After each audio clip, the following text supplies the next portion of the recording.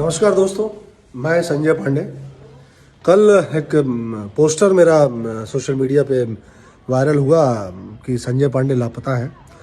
तो दोस्तों वो मेरी फिल्म का एक सीन था। मैं लापता नहीं हुआ हूँ, मैं सेट पे हूँ।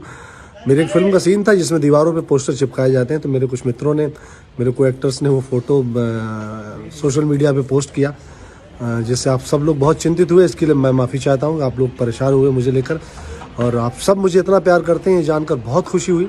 बहुत सारे फ़ोन कॉल्स आए मेरे पास, मेरे को एक्टर्स के पास, मेरे जानने वालों के पास कि संजय जी कहाँ हैं, संजय जी कहाँ हैं। आपका प्यार देखकर मुझे लगा कि शायद आपकी भावनाएं कहीं ना कहीं से आहत हुई हैं। आप चिंतित हुए हैं मुझे लेकर, इस बात की बहुत खुशी हुई। और साथ ही इस बात का दुख है कि आप दुखी हुए मेरी इस खबर को सुन के। ये खबर बिल्कुल झूठी है, ये जस्ट एक फिल्म का सीन है। उस फिल्म में जो किरदार है, जो फिल्म मैं अभी कर रहा हूँ ससुरा बड़ा सतावेला, उस फिल्म में जो किरदार है